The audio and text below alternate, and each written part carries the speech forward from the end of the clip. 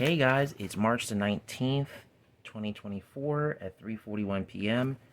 and this video is ESU sound in a American GK E60CF. So my Lok Sound 5 decoder just came in. This is the sound file, which is for the AEM7 because they don't make the sound file for the GE E60s.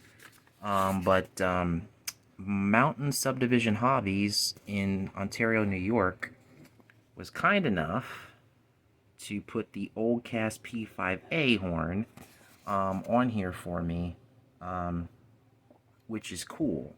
So this is going to have the AEM7 sound. It's probably going to have the AEM7 bell, which is fine, but it's going to have the old cast P5A.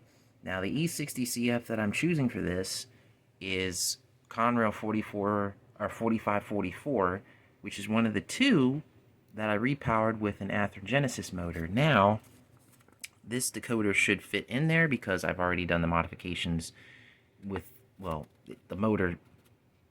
It should fit in there. So let's just dive into this, okay? So this is probably going to be the world's first American GK E60CF with sound and DCC.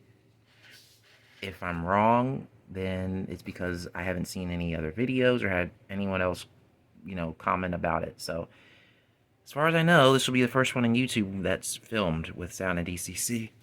Excuse me. So let's get started. So here's the ESU decoder, and it looks like it's roughly the same size as the Genesis DCC ready board. So I should just be able to just swap them out. Which, yeah, looks like it'll fit. So let's get started on the swap. Alright, I sort of got everything mocked up here.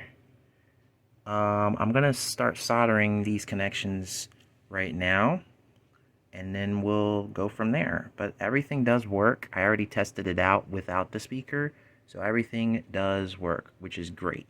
So the next phase is to get the speaker installed, and this thing will be done. Okay guys, I'm back, and I got everything soldered and wired up. Now I already tested everything and it works, and I know it works. The only thing I had to change was the grounding point. This one here was actually too loose, as you guys can see, so I actually used one of the holes for the SD9 air tanks, because that's what this is, a SD9 frame. I just basically used a steel screw, and I put the ground right there, and that's what solved the problem, because it kept shorting out, and it was because this ground point was faulty. So I'm going to get rid of that because I don't need that anymore. Got the speakers wired up. Now I'm going to put the shell and everything back together, and you guys are going to see this for the first time ever. So stay tuned. Okay, so I got the speaker mounted with double-sided stick tape. I'm getting ready to put the shell on, and hopefully everything fits.